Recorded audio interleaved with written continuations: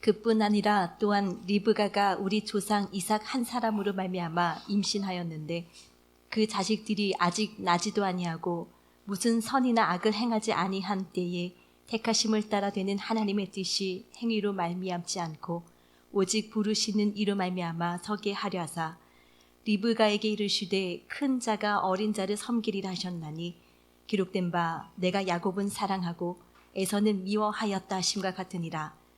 그런즉 우리가 무슨 말을 하리요? 하나님께 불의가 있느냐? 그럴 수 없느니라. 모세에게 이르시되 내가 긍휼히 여길 자를 긍휼히 여기고 불쌍히 여길 자를 불쌍히 여기리라 하셨으니 그런즉 원하는 자로 말미암음도 아니요 다른 박질하는 자로 말미암음도 아니요 오직 긍휼히 여기시는 하나님으로 말미암음이니라. 아멘. 예, 긍휼히 여기시는 하나님이라는 말씀의 제목으로 말씀 나누도록 하겠습니다. 우리가 예수를 믿는다라고 하는 건요, 내가 원인이 되어서 예수를 믿었다가 아니라고 제가 말씀을 드렸습니다. 믿음이라고 하는 건요, 행위에 반대되는 개념이다. 그렇게 우리가 가져가는 겁니다. 믿음이라는 말은 행위에 반대되는 개념으로 사용해 쓴 것이지 내가 믿었다 이렇게 가져가시면 안 됩니다. 그래서 이게 믿음이라는 단어가 창세기 15장 6절에 맨 처음에 나오는데 아브라함이 하나님을 믿었다는 게 이게 사역경 기필동사로 되어 있습니다. 암만인데, 그러니까 그 아브라함의 입장에서 믿은 게 아니라 하나님이 믿어지게 하신 거라, 이렇게 제가 말씀드렸습니다. 그러니까 우리가 내가 믿어서 구원받았다는 것은 말이 안 되는 소리입니다. 단지 우리가 믿어서 구원받았다라는 말에는 나는 내 행위가, 내가 원인이, 내가 기원이 전혀 없음에도 불구하고 구원이 내게 결과로 주어지더라는 개념으로 보셔야 되는 겁니다. 그러니까 에베소서에도 우리가 말씀을 계속해서 보았는데, 에베소서 2장 우리 가서 한번 보겠습니다. 에베소서 2장. 여기 보면은 하나님이 우리의 상태가 어떤가도 아시고요. 8절에 우리가 잘 알죠? 유명한 말씀입니다. 너희는 그 은혜에 의해서 믿음으로 말미암아 구원을 얻은 겁니다. 에베소서 2장 8절 보니까 너희는 그 은혜로 말미암아, 은혜라고 하는 것은 공짜라는 개념인데 은혜를 베푸는 쪽에서 대가를 지불한 겁니다. 그래서 은혜는 원인 없음입니다. 원인 없고 결과가 주어지는 것을 은혜다라고 하는 겁니다. 은혜에 의해서 너희가 믿음으로 되어 있습니다. 그러면 믿음보다 선행되는 건 뭘까요? 은혜입니다. 내가 믿어서가 아닙니다. 믿어지는 겁니다. 이상하죠? 안 믿어서 해야 될 게 한 번도 그 주님을 본 적도 없는데 믿어지는 거죠. 그래서 이건 은혜라고 하는 것은 공짜라는 개념이기 전에 그 은혜를 제공해 주는 자에게서 대가를 지불한 겁니다. 그걸 에베소서에는 어떻게 표현했나 보면은 예수 그리스도 안에서, 전치사 n을 쓴 게 아니라 전치사 n이라는 그 단어가 그게 결과가 이래라는 겁니다. 그럼 뭐죠? 예수 그리스도께서 행하신 그 행위로 말미암아, 이렇게 번역하는 게 맞겠죠. 자, 보겠습니다. 2장 8절 보니까 너희는 그 은혜에 의해서 믿음으로 말미암아, 믿어서 구원받은 것 아닙니다. 구원파식으로 내가 믿었다, 이것 말도 안 되는 소리입니다. 믿어진 겁니다. 구원을 받았으니 이것은 너희에게서 난 게 아니다. 우리가 원인을 제공한 게 없다는 소리입니다. 너희에게서 날 수 없는 거다. 너희가 기원을 갖고 있지 않다. 원인이 없다는 소리입니다. 너희에게서 난 것이 아니라 하나님의 선물이다. 그러니까 행위에서 난 것이 아니니 자랑하지 못할 거야, 이렇게 됐습니다. 그래서 믿음에는 차별이 없다, 이렇게 되어 있죠. 우리가 자랑할 수 있는 근거가 있느냐? 없다. 내가 원인된 게 없으니까. 그러면은 그 시점을 로마서는 이렇게 잡죠. 우리가 아직 죄인 되었을 때에 그가 우리를 사랑하심으로, 그가 죽으심으로 사랑을 확정했다. 십자가가 먼저 있었다. 내가 그 하나님에 대해서 전혀 개념조차도 없을 때에 그 주님이 날 위해 십자가 지고 오셨고, 그로 말미암아 사랑이 확정된 겁니다. 원인은, 대가는 누가 지불한 거죠? 예수 그리스도. 그렇죠? 그렇게 되어 있습니다. 자, 그래서 10절에 이렇게 되어 있습니다. 너희는 그가 만든 바라, 포이엠마인데 그가 만든 바라, 새 창조물이 된 겁니다. 2장 10절 보니까 그가 만든 바라 그리스도 예수 안에서 포이에마입니다. 포이에마, 창조물이라는 소리입니다. 그래서 이거 하나님이 만들었으니까 걸작품이라고 하는 거죠. 너희는 그가 만든 바라 새 창조물입니다. 새 피조물이 된 겁니다. 새 피조물이 되었다는 사실은요, 이건 어떻게 우리가 정확하게 입력값을 갖고 있어야 하나 보면은, 십자가에서 예수님이 죽임 당하실 때 우리 안고 죽었죠. 예수님의 죽음은 우리의 죽음입니다. 십자가에서 그분이 죽임 당했습니다. 이때 우리가 죽은 것은 옛사람입니다. 옛사람은 죽었습니다. 그리고 십자가로 말미암아 새 사람이 파생되어져 나옵니다. 새 창조물입니다. 요걸. 새 사람 안에는 그 사람이 있고 속 사람이 있습니다. 그 사람이 옛 사람의 속성을 그대로 갖고 있습니다. 그래서 예수 안에 들어와도 예전에 했던 그 행위를 멈추지 않고 계속해 가는 겁니다. 거기에 재갈을 물릴 만한 건 뭐죠? 은혜가 제공되어서 거기에 에너지를 써서 그렇게 가려고 하는 나를 붙들어 매야 되는 겁니다. 가만히 두면은 우리는 그 사람이 옛 사람의 속성을 그대로 갖고 있거든요. 구원받았지만 세상과 방불한 존재로, 이 옛 사람이 죽는 죽음을 네크로스라고 했고, 시체를 남겨놓고 죽는 죽음입니다. 그 사람이 죽는 걸 다나토스라고 했습니다. 성도만 죽을 수 있는 죽음이 있습니다. 다나토스입니다. 이 다나토스는 은혜를 부각시키는 겁니다. 은혜의 크기가 이렇게 큰 것이구나. 나는 예수 없이 살 수 없는 자가 맞구나를 확연하게, 아주 뚜렷하게 입체감 있게 하나님이 나타내 보여줘요. 그래서 내가 괜찮지 않다는 것이 발견되게 하는 겁니다. 그러면은 그 은혜가 극대화되는 겁니다. 그렇지, 네가 나 없이는 안 되는 존재가 맞지를 확인시켜내는 겁니다. 그래서 여러분들이 괜찮지 않는 겁니다. 아니, 괜찮지 않아야 돼요. 그래야만 나는 오늘도 그 십자가 없이는 살 수 없는 자가 맞습니다를 자각하고, 나는 역시 이 구원의 역사에 보탠 게 하나도 없구나를 알죠. 그래서 이걸 사도 바울이 디모데전서 1장 12절에 충성되이 여겨주신 겁니다. 충성되지 않는데 여겨준 겁니다. 로기즈마이 카운트 해줄게 이제 내가. 물론 십자가로. 그래서 제가 십자가를, 이 요한복음서를 제가 말씀을 드리면서 예수님이 요단 이편에 있습니다. 아다바라, 그죠? 여기에 있습니다. 요단강 반대편 나루트에 있습니다. 주님이 빠져나온 이 약속의 땅, 율법주의자들이 사는 이 땅은 온통 흑암이죠. 빛이 빠져나왔거든요. 빛이시고 생명이신 그 주님이 빠져나왔죠. 그럼 여기는 뭐죠? 어둠과 죽음뿐이죠. 죽은 이곳에 사람들이 스스로 빛이라고 여기는 겁니다. 왜냐? 율법의 목적이, 율법은 지향하는 바가 모든 사람을 제 아래 가두고 메시아이신 예수를 바라보게 하는 게 목적이거든요. 그래서 예수님을 로마서 10장 4절 5절에도 율법의 마침이라고 하는 겁니다. 율법 따라가면은 이거 있다. 뭐죠? 메시아 예수.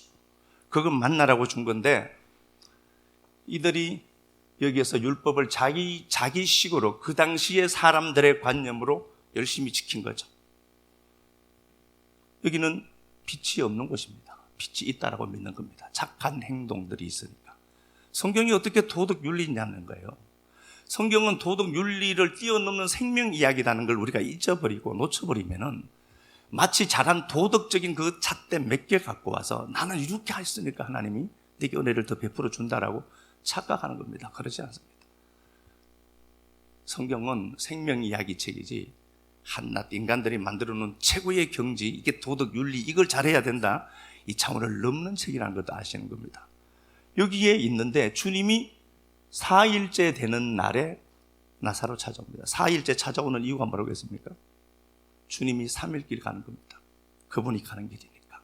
누가복음 13장 33절에 보면 오늘 내일 모레 내가 내 갈 길을 가리니, 예수만 가는 길입니다. 십자가 길. 그 주님이 십자가를 지시고 요단강을 걷는다는 것은 그의 죽음을 이미 메타포로 갖고 있는 거라고 했고요. 그분이 십자가에서 죽을 때 이미 나사로도 여기 죽은 겁니다. 그래서 나사로가 죽어 있는 걸로 그려진 거예요. 십자가에서 예수랑 같이 죽은 거잖아요. 그러니까 그게 진짜 사는 거라니까요. 그게 사는 거예요. 그러니까 이 옛 사람은 이미 십자가에서 처리가 된 겁니다. 요거 네크로스라고 하는 시체를 남겨놓고 죽는 죽음은 죽은 거예요. 그런데 우리는 살아있단 말입니다. 에베소서 2장 1절에도 우리가 허물과 죄로 죽었다. 요 네크로스예요. 시체를 남겨 죽는 겁니다. 시체를 남겨놓고 죽는 푸트마, 시체를 두는 거예요, 그냥. 그럼 이렇게 죽었단 말입니다, 네크로스로. 근데 난 또 죽는다. 그게 아니라고 했죠. 구원받은 자는 죽기 전에 이 영이 빠져나가고 이거 벗는 거니까 똑같이 죽는 걸로 보이지만 여러분들에겐 네크로스라는 죽음은 없다니까요.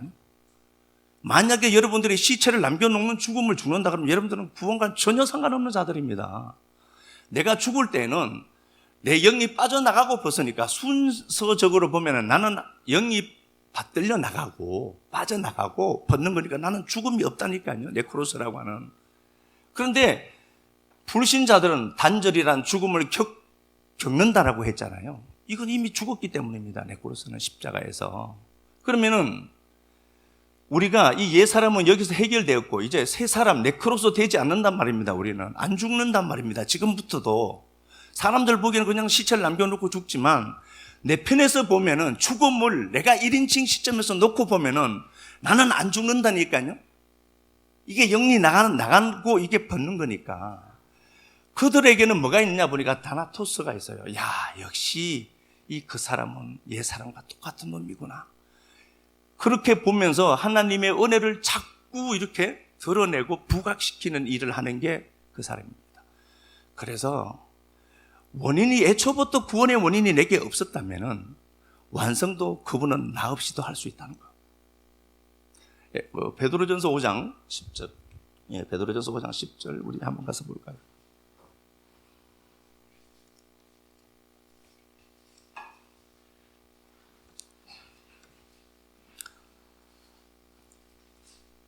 모든 은혜의 하나님 곧 그리스도 안에서 너희를 부르사. 베드로전서 5장 10절. 모든 은혜의 하나님, 모든 곳에 은혜를 제공하는 겁니다. 은혜가 제공된다라고 하는 말은 원인은 당신이 갚겠다는 겁니다. 내가 원인 되었다는 겁니다. 모든 은혜의 하나님이 또 곧 그리스도 안에서 너희를 부르사. 그리스도 안에서. 그러면 그 원인 되는 것, 그 기원은 어디에 있는가를 보니까 예수 그리스도 안입니다. 엔 크리스토스. 그리스도 안. 그러면은 예수 그리스도 안에서라고만 보지 말고 전치사가 들어가니까 뭐 안에만 자꾸 보지 말고요. 예수 그리스도께서 대가를 지불한 겁니다. 그걸로 말미암아 우리에게 은혜가 주어지는 겁니다. 그러니까 내 편에서는 은혜가 공짜인데 그분 편에서는 엄청난 대가를 지불한 겁니다. 그러니까 은혜를 헛되이 받으시면 안 돼요. 말씀을 듣고 내가 지금까지 살았던 삶의 방향을 그대로 살아간다. 그 은혜는 도대체 내 안에서 뭘 하냐고요. 그분이 대가를 지불하고 십자가 지고 내 죽음을 죽고 건너온 게 은혜라면은 내가 뭘 해야 되겠다가 아니라 도대체 그 은혜는 내 안에 들어와서 어떤 짓을 하길래 뭘 하길래 망나니처럼 살 수 있느냐는 그 얘기하는 겁니다. 막 살지 마라 그 얘기하는 게 아니라 그 은혜는 당신 안에서 도대체 뭘 하길래 너를 끌고 술집에 들어가냐. 그 은혜는 도대체 뭘 하길래 이 귀한 말씀을 듣는 그 시간에 네가 그 자리에 앉아 있느냐는 겁니다. 그렇게 놓으면 자명한 거예요. 그 은혜가 누군가를 통과하면 분투나는 삶을 그려내는데 도대체 그 은혜는 너한테 뭐냐. 마리아에게 그 은혜가 찾아오니까 보여지는 메시아를 만들어내요. 성육신하신 예수가 나타나 보여지는 걸로 만들어내더라니까요. 그러면 그 은혜가 내 안에 들어와서는 뭘 할까요 도대체? 그 은혜는 내 안에 들어와서 도대체 뭘 만들어내냐니까요. 여러분들 안에 있는 그 은혜는 예수가 원인을 제공했잖아요. 십자가에 죽어서. 그렇게 해서 그 은혜가 내게 들어왔단 말입니다.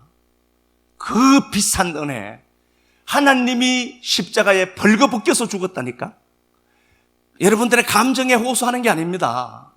그 예수가 나를 살리려고 내 부끄러움과 수치를 다 드러내려고 야 네가 벌거벗고 있으면 네가 창피하니까 내가 옷 벗을게 그냥. 그리고 그분이 나체로 죽었잖아요. 그 옷은 네 덩이 나서 넘겨줬잖아요. 그 케토네토라니까. 창세기 3장 21절에 아담 하와가 범죄했을 때 짐승의 가죽옷 케토네토, 온몸을 가리는 그 케토네토, 그거에 바로 키톤이라니까요. 그거 넘겨줘서 권능아 너라도 덮어라 제발. 내가 부끄러움 수치 다 당할 테니까. 그렇게 해서 입혀진 그게 구원이라니까요. 그 은혜에. 그래서 하나님이 모든 은혜를 그리스도 예수 안에서, 원인이 예수였다니까요. 한 곰곰이 생각해 보자고요. 집에 가셔서 제발 주무시기 전에 한 5분만이라도 그분을 묵상해 보세요. 인간 예수라도 좋아요. 완전하신 사람이신 그 예수는 어떻게 쓸까? 도대체 그 예수님이 공생의 3년 반을 사시기 전에 30세가 될 때까지 그는 마리아의 아들로 살았다니까요. 완전한 사람이요 완전한 하나님이시거든요. 그 주님의 손을 보면 어땠을까요?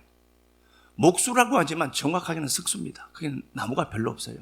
주님의 손은 온통 터져 있고 돌에 찢겨서 손톱도 엉망이 있고, 이사야 53장에 기록된 예수는 아주 못생기게 나왔어요. 그리고 아버지 요셉이 일찍 죽어서 생계를 책임져야 됐던 사람입니다. 자기 밑에 동생도 있는 사람입니다. 여러분, 그 주님이 대충 살았을까요? 인생의 짐을 홀로 다 짊어지고 가정을 지키려고 몸부림치시면서 사셨습니다. 그 주님이. 그랬던 그 주님이 드디어 사생의 삶을 끝내고 공생의 삶으로 전환될 때 모든 관점은 자기 제자들이었습니다. 그들을 위해서 그렇게 분투나게 살고, 요한복음 13장 1절에도 하나님이 예수께서 자기 사람을 사랑하시되 끝까지 사랑한 거예요. 그러면서 제자들의 발을 씻깁니다. 세족식이 아니라고 했죠. 목욕한 자는, 죄 용서받은 자는, 완전히 원죄에서 노임 받은 자는 발만 씻으면 되거든요. 야, 그것도 내가 씻겨줄게, 권능아. 네가 살면서 네 발에 더러운 오물들이 묻을 수 있다. 세상을 살아가다 보면 네가 자포자기할 때도 있고 네가 넘어질 때도 있을 거다. 그 냄새나는 발 그거 내가 씻겨줄게. 걱정하지 말고 너 신의 생활 열심히 하다 와라. 그거 아닙니까? 그거. 그래서 오늘 저녁에 여러분들 꿈이라도 저는 정말 하나님이 나타나서 발 만지고 있는 모습이 좀 그려졌으면 좋겠어요. 이야, 내 주님이 저랬구나. 완벽한 인간이신 하나님, 그 하나님이 대가를 지불해서 은혜가 우리에게 온 겁니다. 그래서 여러분, 은혜를 헛되이 받으시면 안 되는 겁니다. 절대로 그러시면 안 돼요. 절대로 은혜를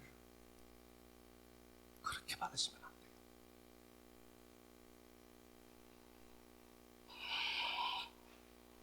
죄송합니다.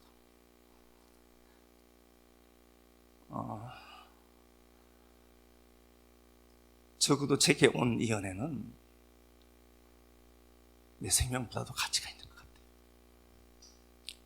적어도 제 안에 있는 이 은혜의 크기는 하나님 최고다 귀합니다. 저는 그렇게 고백할 수 있어요. 모든 은혜의 하나님이 예수 그리스도 안에서, 원인이 예수입니다. 또 보도록 합시다. 죄송합니다. 또 봅시다.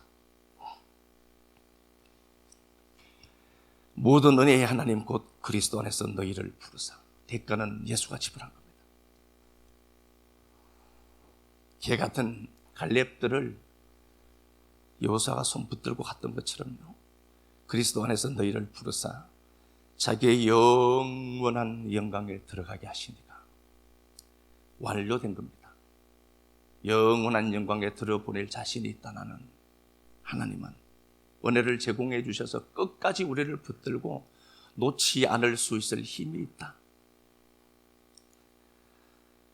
잠깐 고난을 당한 너희를 친히 온전케 하시고 굳건케 하시고 강하게 하시고 털을 견고케 하실 것이다. 완성 그거 내가 해낼게, 권능아.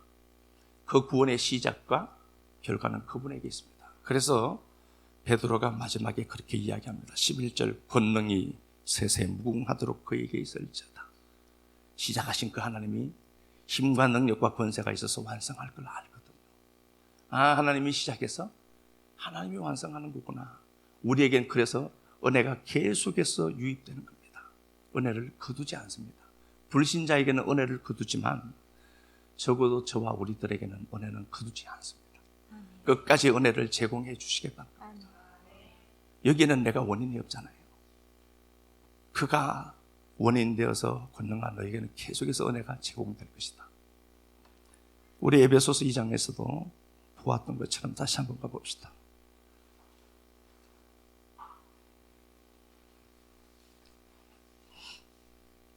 에베소서 2장 8절 보니까 너희는 그 은혜에 의해서 믿음으로 말미암아 구원을 받았으니 이것은 너희에게서 난 것이 아니요 하나님의 선물이라. 행위에서 난 것이 아니니 이는 누구든지 자랑하지 못할 것이라. 자랑할 수 없는 겁니다. 이걸 로마서 3장 22절에서는 차별이 없는 믿음이라고 했습니다. 원인이 없으니까 차별이 없는 믿음입니다. 그래서 제가 그렇게 말씀을 드렸습니다. 마태복음 20장에서 보면은 포도원 비유가 나옵니다.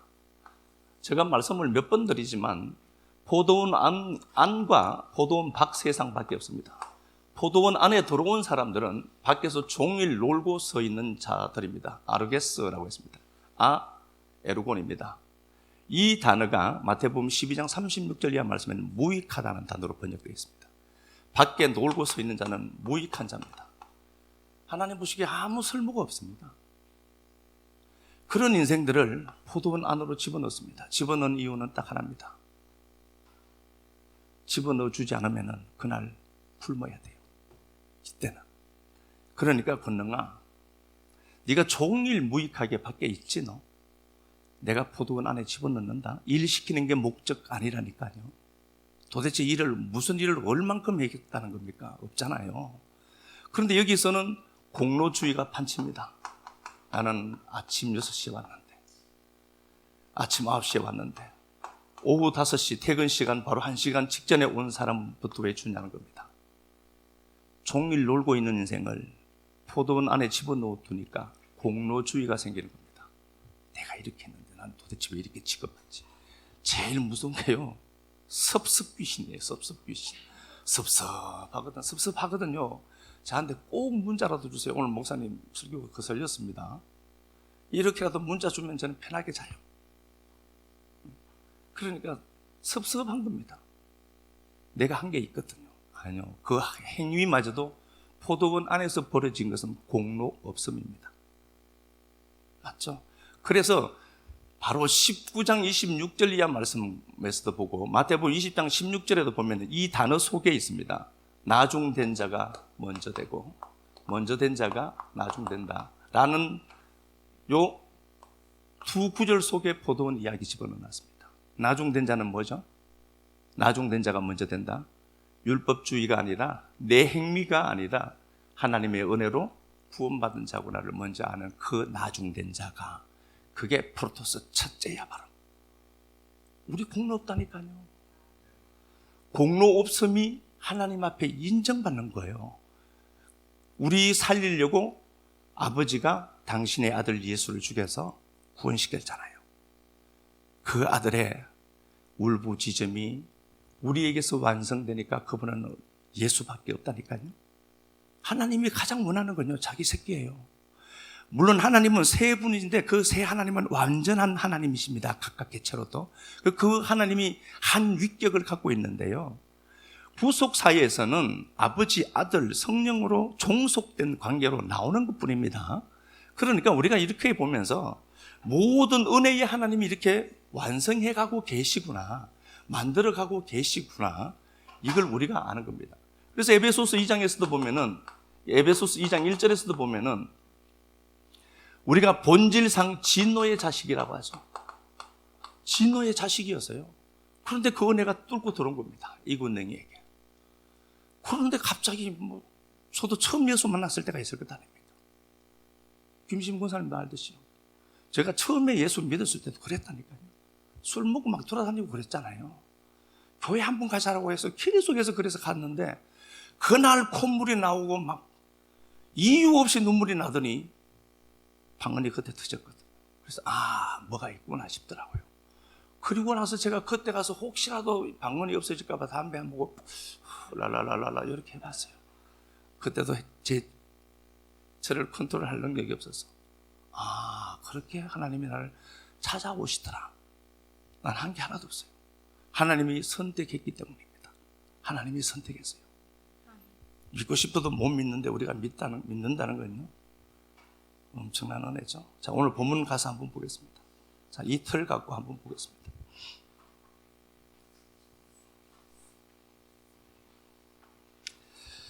로마서 9장 10절부터 우리가 말씀을 보는데요.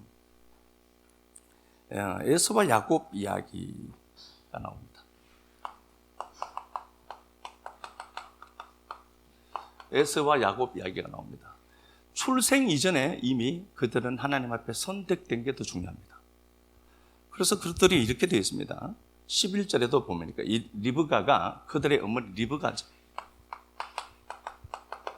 리브가가, 이삭의 아내 리브가가 쌍둥이를 낳았습니다. 에서와 야곱을 낳았습니다.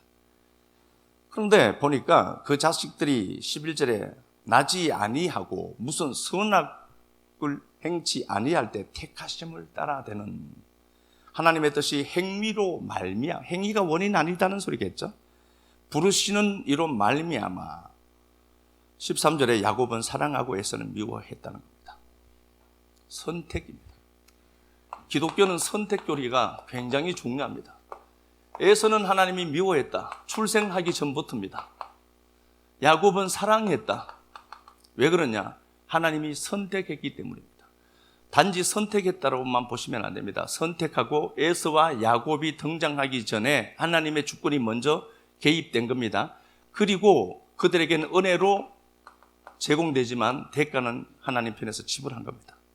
그렇게 해서 간에서 야곱이죠. 그들이 출생하기 전에 이미 그들은 하나님의 섭리와 주권 속에 믿어야 될 사람, 믿지 않아야 될 사람으로 양분된 겁니다. 못 믿습니다. 믿고 싶어도 못 믿어요. 내가 그냥 믿어지니까 이건 일상인 것 같죠?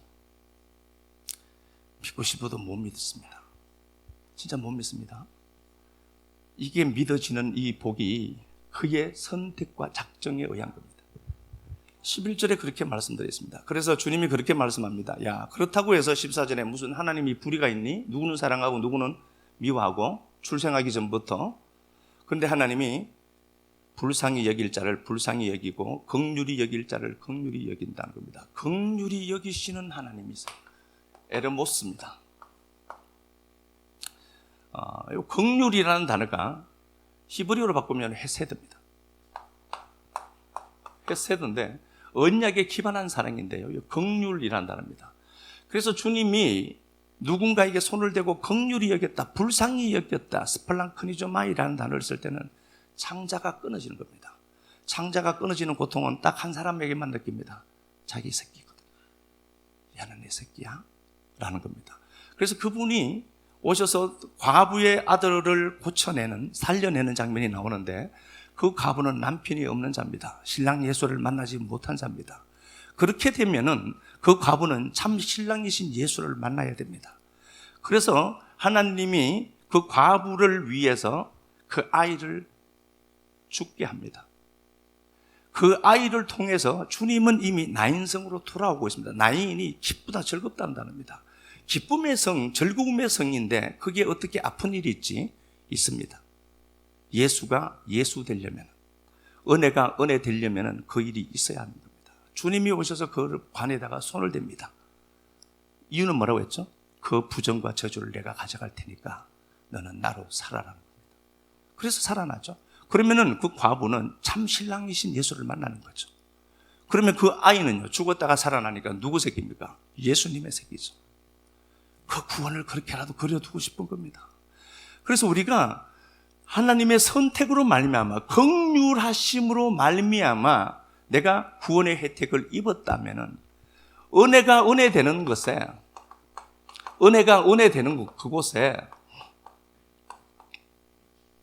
우리의 행위가 보탬이 될까? 보탬 없어도 됩니다. 행위가, 은혜가 은혜인데 은혜가 은혜 되려고 하면은 그러면은 이 은혜에 내가 어떤 행위나 내 어떤 조건으로 말미암아 은혜 될 수도 있고 은혜가 되지 않을 수도 있다라면 그 은혜는 은혜가 아닌 거겠죠. 무슨 말씀인지 알죠? 나의 어떠한 조건에 의해서 그 은혜는 취소도 되고 그 은혜는 내게 더 큰 어떤 은혜로 온다라고 하면은 이미 그건 은혜가 아니라 인과율에 기반을 둔 거겠죠. 그걸 율법주의라고 하는 겁니다. 은혜가 은혜 되는 곳에 내 행위나 조건은 필요치 않습니다. 애초부터. 그렇게 놓고 보면은 하나님은 내 구원을 시작했고 끝까지 완성시킬 것입니다. 아니, 그분은 그렇게 하셔야 됩니다. 여기 칼빈이 얘기한 겁니다.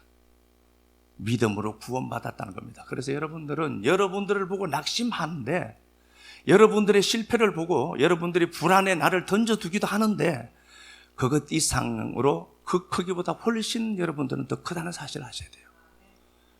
원인은 그분이 대가를 지불했기 때문입니다. 이걸 우리가 믿는 겁니다. 시편 62편 한번 가서 볼까요? 12절.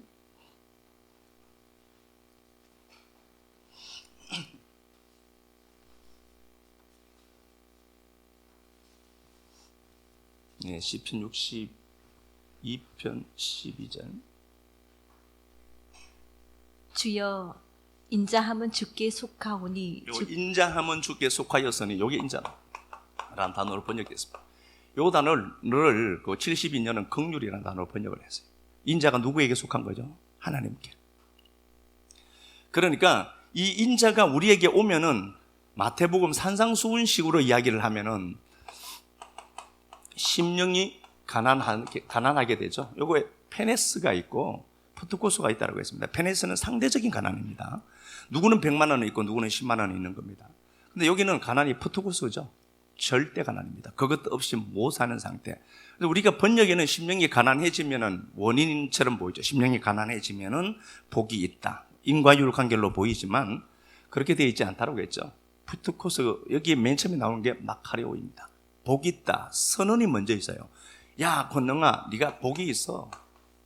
토피뉴마, 그 성령으로 푸트코스 된 자는 복이 있다. 원인은 뭐죠? 예수가 죽어서 성령으로 이군 능력에 왔죠. 그러니까 네가 가난해졌지? 그게 복이야. 이들의 특징이 뭐라고 했습니까? 심령이 가난한 자가 애통하는 겁니다. 펜테오라고 했죠. 이 펜테오가 파스카예요. 6월절이라는 단어입니다. 아, 내가 구원받았는데 저기 지인 밖에서 죽임당한 십자가가 거기 있는 겁니다. 나 때문에 저분이 죽은 거구나. 보여서 우는 겁니다. 그것 때문에 우는 거예요. 야, 이런 인생이 어떻게 이런 인생이 있지? 예수가 저 지인 밖에 십자가 지고 나로 인해서 죽임당하시고 내 안에 성령으로 돌아오셨구나. 그래서 그게 문득 보이는 겁니다. 그래서 우는 겁니다. 그래서 우는 그 참 고급스러운 눈물 아닙니까? 그 사람이 온유하다고 했습니다. 아나프, 압박받고 그 사람이 온유한 자예요. 온유한 자가 복이 있다. 복이 있다, 온유한 자예요. 그가 땅을 차지한다. 그게 새하늘 새 땅이지. 땅 얼만큼 있어요? 우리 땅 별로 없는데. 온유한 자가 땅을 가는 겁니다. 역사 새하늘 새 땅, 새 피조물 되어서 누리는 그 놀라운 계시의 그 하늘. 얘기하는 거죠. 그래서 우리가 생각을 꼭 해야 되는 게, 은혜가 은혜 되는데 우리의 조건이나 행위가 방해할 수 있느냐? 없다. 애초부터 그 은혜는 우리에게 있는 조건과 우리의 행위를 기반으로 일한 게 없다는 겁니다. 예수 그리스도로 말미암아. 아멘이죠? 예, 말씀 보겠습니다. 갈라디아서 가서 봅시다. 확보된 은혜라고 하는 겁니다. 이걸. 갈라디아서 4장.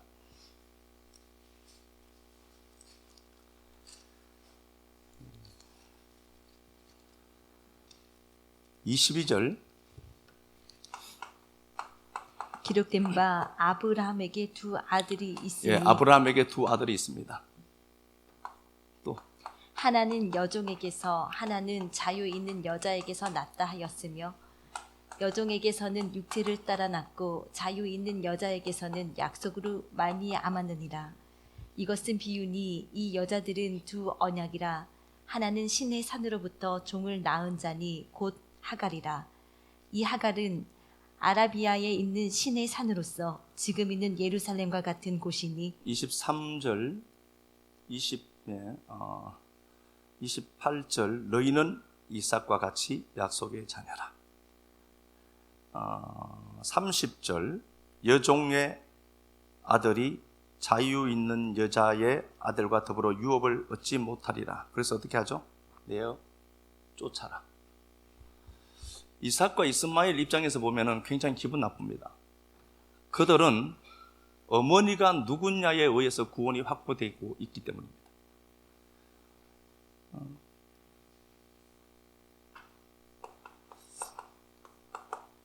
사라가 있습니다. 사라에게서 난 이삭은 어머니 때문에 구원받는 겁니다. 사라에게서 난 사라는 자유자입니다. 물론 율법과 복음을 설명하는 겁니다. 하갈은 종입니다. 어머니가 종이면은 이스마엘은 출신이 아무리 좋고 그가 성공했고 아무리 건장해도 이스마엘은 쫓겨나가는 겁니다. 나의 어떠함보다 그 어머니의 어떠함으로 이미 구원은 결정된 겁니다. 이게 여러분들의 사실 믿어지십니까? 내가 아무것도 아닌데 나의 어떠함 이전에 어떤 누군가는 대가를 지불해서 그 구원을 내가 쟁취해 있구나. 그걸 믿는 겁니다. 몇 구절만 더 찾아보겠습니다. 우리는 율법과 갈라디아서 2장 19절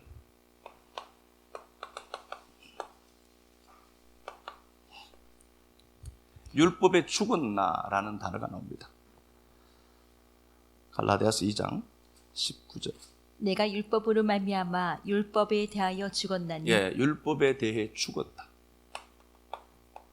율법에 죽었다는 겁니다. 선악, 인과율이죠. 율법, 선악과 인과율입니다. 복잡게 생각할 것 없습니다. 인과율에 대해서 나는 죽었다는 겁니다. 그러면 내가 어떤 원인을 만들어내도 은혜는 그걸 다 듣고 남는다는 소리입니다. 요걸 죄에 막 지어도 되네 그럼 그렇게 가져가시면 안 됩니다. 원인 없는 결과를 누렸기 때문에 나는 인과율 세상에서 벗어난 겁니다. 율법에 대해서 죽었기 때문입니다. 그리고 나서 그렇게 고백합니다. 내가 20절, 19절 내가 율법으로 말미암아 율법에 대해서 죽었다. 율법에 대해서 죽은 겁니다. 율법 폐기론자 이런 얘기하는 게 아니고요. 이는 하나님에 대해 살려 함이라. 내가 그리스도와 함께 십자가에 못 박혀 죽었나니. 원인은 누구죠? 내가 율법에 의해서 죽었다. 인과율에서 벗어났다. 인과율 세상에서 벗어났다. 원인은 뭐냐는 거예요. 예수 그리스도. 그리스도로 말미암아. 로마서 7장 다시 한번 가서 보겠습니다.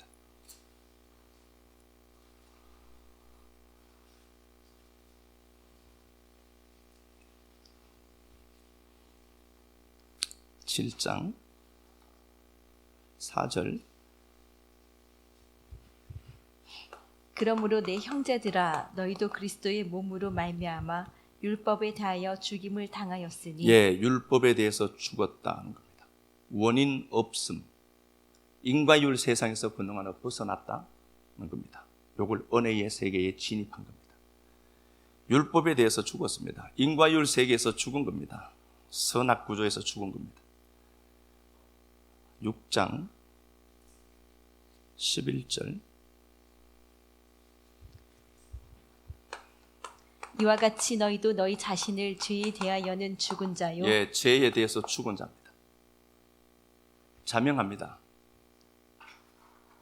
모든 원인 결과 인과응보라는 사상에서 우리는 해방된 겁니다.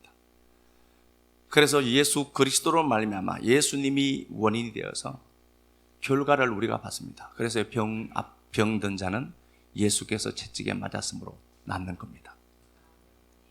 가난은 예수께서 가난 깨우심으로 우리가 부유함을 얻는 겁니다. 고린도서 8장 9절입니다. 이 권리는 성도로서 반드시 가지고 획득해야 될 권리인 것을 알고 오늘 이 시간에 말씀 붙들고 원인이 예수여서 그 결과를 내가 누리고 삽니다를 고백하는 시간 갖도록 하겠습니다. 찬양 드리도록 합시다. 인과율 세계에서 벗어나는 은혜 주셔서 감사합니다. 원인 없음에도 불구하고 끝없이 은혜를 제공해 주시고 구원의 은혜와 역사를 살아가면서 필요한 모든 것들 공급되는 은혜 주셔서 고맙고 감사합니다. 혹여라도 이 교회가 공로주의가 되지 않도록 그 은혜의 덕을 증거하는 일에 아름답게 쓰임받는 교회이기를 간절히 소망합니다. 사랑하는 주님, 이제 이 은혜 끌어안고 생존 세상으로 또 내려갑니다. 분투나는 삶을 살도록 도와주시고 그 모든 일들, 계획들 가운데에서도 하나님의 은혜가 보여지고 확인되는 통로로 우리 식구들 마음껏 사용해 주셔서 하나님, 보이지 않는 그 하나님이 아가도스라는 그 선의 실체가 칼로스라고 하는 우리들을 통해서 보여지는 은혜 누리도록 은혜만 베풀어 주옵소서. 이 밤에도 그 하나님 붙들고 편안한 잠 자도록 도와주시고 역사 속에서 필요한 모든 것 공급하시고 채우시는 그 하나님으로 인해 행복한 시간들 분에게만 복 베풀어 주옵소서. 이 시간도 함께 하심을 감사하고 우리 주 그리스도 예수님 존귀하신 이름 받들어 감사하며 축복하고 기도드리옵나이다. 아멘.